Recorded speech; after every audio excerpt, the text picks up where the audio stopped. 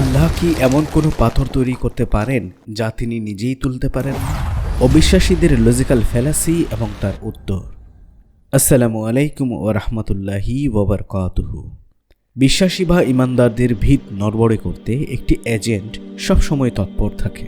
তারা চেষ্টা করে থাকে কিভাবে যুক্তির মার পেঁচে ফেলে একজন বিশ্বাসী বা ইমানদারকে অবিশ্বাসী বা নাস্তিকে পরিণত করা যায়। আর তারা এটি করতে যে অপকৌশলের আশ্রয় নেয় তার নাম হলো লজিক্যাল ফ্যালাসি বা কুযুক্তি। আর এ ধরনের প্রশ্নগুলো মূলত ফিলোসফিতে পড়ানো হয়, যাতে ফিলোসফির স্টুডেন্টরা যুক্তির গেড়াকলে পড়ে ধীরে ধীরে স্রষ্টার উপর বিশ্বাস হারিয়ে ফেলে এবং নাস্তিকে পরিণত হয়। ভিডিওর শিরোনাম যে প্রশ্ন দিয়ে তা মূলত নাস্তিকদের এরকম একটি কুযুক্তিমূলক প্রশ্ন বা কোয়েশ্চেন উইথ লজিক্যাল ফ্যালাসি। আমরা জানি আল্লাহ তাআলা ইচ্ছা করলেই সব কিছু করতে পারেন, তার অসাধ্য কিছুই নেই।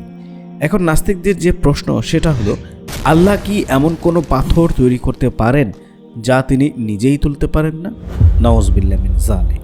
এই প্রশ্নটি এমন একটি জটিল প্রশ্ন যে প্রশ্নের উত্তর হ্যাঁ বা না যেটাই হোক আপনি ফেঁসে যাবেন এবং এর মূল মর্মার্থ দাঁড়াবে স্রষ্টা নেই। প্রশ্নটির দিকে আমরা দৃষ্টিপাত করলে এর দুটি অংশ খুঁজে পাব।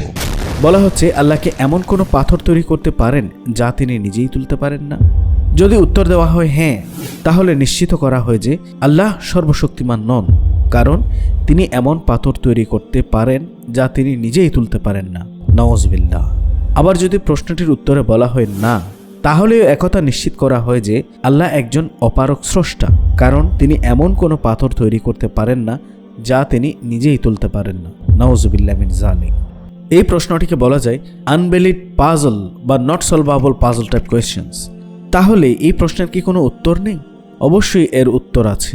তার পূর্বে আমাদের জেনে নেওয়া দরকার, যারা এই প্রশ্নটি দাঁড় করাচ্ছে আসলে তাদের এই প্রশ্নটা কতটা অবাস্তব এবং এই প্রশ্ন দ্বারা তারা তাদের যে আইকিউ সেটার লেভেল যে কতটা অসার সেটারই প্রমাণ দিচ্ছে। প্রশ্নে তারা বলছে এমন কোনো ভারী পাথর কি আল্লাহ সৃষ্টি করতে পারেন যা তিনি নিজেই তুলতে পারেন না? এখন আমাদেরকে বুঝতে হবে যে এই প্রশ্ন কেন অবাস্তব এবং তাদের তথা স্রষ্টায় অবিশ্বাসীদের অসারতা কোথায়। সেটা জানার জন্য প্রথমে আমাদের জানতে হবে ভারী শব্দটার ডেফিনিশন এবং এই শব্দটি কোথায় প্রযোজ্য এই বিষয়ে। ভারী মানে কি? ভারী মানে হলো যার ওজন বেশি। এখন হয়তো বলতে পারেন সেটা তো আমরা সবাই বুঝি, ভারী মানেই তো ওজনদার। তার মানে কি দাঁড়ালো? ভারী এবং ওজন দুটোই একই শব্দ বা এই দুই শব্দের অর্থ একই, কিন্তু না, ভর এবং ওজনের অর্থ এক না। ভর মানে হলো সহজ কথায় পদার্থের মূল পরিমাণ, আর ওজন মানে হচ্ছে পৃথিবী কোনো বস্তুকে যে পরিমাণ বল দিয়ে টানে বা কোনো পদার্থের প্রতি পৃথিবীর তথা পৃথিবীর কেন্দ্রে যে টান রয়েছে সেটাই হচ্ছে ওজন, যাকে আবার বাংলায় অন্য কথায় বলা হয় অভিকর্ষ বল। ধরুন 10 কেজি ওজনের কোনো বস্তু পানিতে বা পানির নিচে থাকলে তার ওজন হালকা হয়ে আনুমানিক 6 কেজি হয়ে যেতে পারে। তার মানে কি পদার্থটির মূল ভর কমে গেছে? না, পদার্থটি ভর 10 কেজি ঠিকই আছে, কিন্তু তার ভরের প্রায় 4 কেজি পানি নিজেই বহন করছে বিদায় বাকি 6 কেজি আপনার ভাগে পড়েছে। তাই আপনার কাছে পদার্থটির ওজন 6 কেজি মনে হচ্ছে। আমরা যখন কোনো বস্তুকে অনেক ভারী জানি, অর্থাৎ আমাদের পেশি শক্তি দিয়ে যখন কোনো বস্তুকে পৃথিবীর পৃষ্ঠদেশ হতে তুলতে অক্ষম হই, তখন বুঝে নিতে হবে এই বস্তুটিকে পৃথিবী তার অভিকর্ষ বল দিয়ে এমনভাবে টান দিয়ে ধরে রেখেছে যাকে টেনে তোলার ক্ষমতা আমাদের পেশি শক্তির নেই। আর এটি নির্ভর করছে পদার্থটির ভরের ওপর। আর কোনো কিছুকে টেনে উপরে তোলার অন্য অর্থ হলো সেই বস্তুটিকে শক্তি প্রয়োগের মাধ্যমে পৃথিবী থেকে আলাদা করে তোলা। এখন এই ক্রিয়াটি শুধুমাত্র পৃথিবী পৃষ্ঠে সম্ভব, বা এটা পৃথিবীর একটি আভ্যন্তরীণ ব্যাপার। কিন্তু যদি আপনি কোনো বস্তুকে পৃথিবীর একটি সুনির্দিষ্ট দূরত্বে নিয়ে যেতে পারেন বা পৃথিবী থেকে 12,000 কিলোমিটার উপরে নিয়ে যেতে পারেন, তাহলে পৃথিবীর অভিকর্ষ বল আর কাজ করবে না। অর্থাৎ বস্তুটির ভর যদি কয়েক টনও হয় তাহলেও আপনার কাছে এর ওজন হবে 0, কারণ ওই বস্তুটিকে পৃথিবী তার অভিকর্ষ বল দ্বারা আর টানতে পারছে না, বা পৃথিবীর অভিকর্ষ বলের বাইরে এই বস্তুটি। এখন আমাদের জন্য ভর কথাটা এই পৃথিবীর মধ্যেই বা পৃথিবীর অভিকর্ষ বলয়ের সীমানার মধ্যেই প্রযোজ্য হচ্ছে। পৃথিবীর বাইরে যদি চিন্তা করি তাহলে প্রতিটি নক্ষত্র, গ্রহ এবং উপগ্রহের অভিকর্ষ বলের যে এরিয়া তার মধ্যেই সীমাবদ্ধ থাকবে বা অভিকর্ষ বলের কথা প্রযোজ্য হবে। এর বাইরে কোনো কিছুর ক্ষেত্রে কিছুরই অভিকর্ষ বলের প্রশ্ন আসতে পারে না।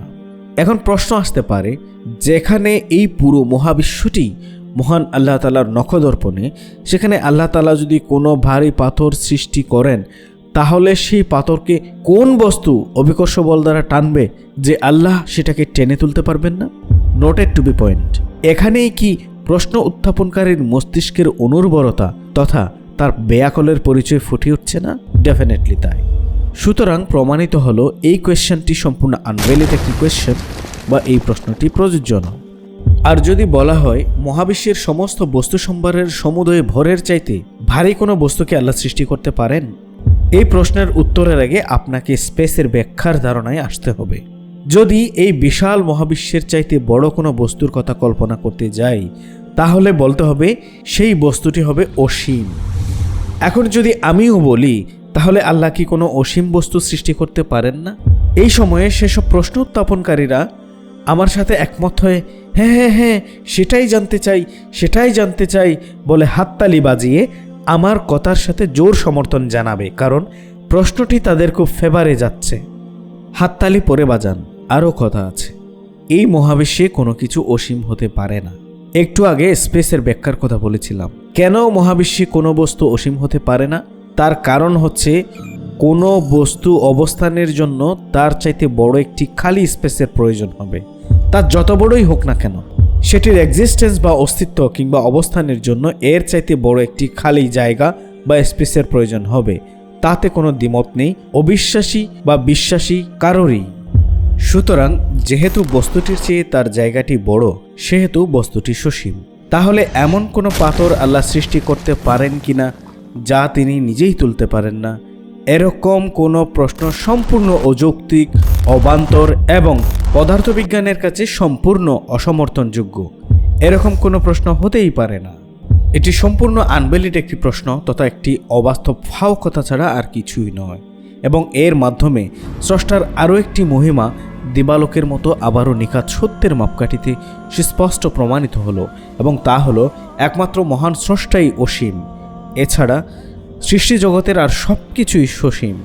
এখন যদিও বা তাদের এই প্রশ্ন শুনে স্বাভাবিক যে কারো ঘাবড়িয়ে যাওয়ার মতো অবস্থা হয়, কিন্তু যখন আমি এতক্ষণ যেই যুক্তিগুলো উপস্থাপন করেছি সেগুলো দিয়ে তাদেরকে পাকড়াও করা হয়, তাহলে তাদের অসারতা ও তাদের কথার অবান্তরতা প্রকাশিত হয়ে যাবে এবং তাদের লজিক্যাল ফ্যালাসির মুখোশ উন্মোচিত হয়ে যাবে। তখন তারা নিজেরাই ধূর্ততার সাথে পালানোর পথ খুঁজবে। তাদের এই প্রশ্নের প্যাটার্নটি মূলত আনইথিক্যাল। আপনি নিজেই চাইলে এরকম আনইথিক্যাল প্যাটার্নের নানা প্রশ্ন তৈরি করতে পারেন। যেমন, মুখ না খুলে কি আপনি খাবার খেতে পারেন? অথবা খাবারটি মুখে না নিয়ে দাঁত দিয়ে চিবিয়ে দেখান তো? কিংবা কোনো শব্দ না করে একটা কথা শুনিয়ে দিতে পারবেন? ইত্যাদি। তাহলে আপনিই বলুন, এই প্রশ্নগুলোর কি কোনো ভ্যালিডিটি আছে? এরকম প্রশ্ন যারা করবে তাদেরকে আপনি এক কথায় কী বলবেন? নির্বোধ অথবা পাগল ছাড়া আর কোনো বিশেষণে বিশ্বাসায়িত করার মতো কোনো অপশন হাতে আছে কি?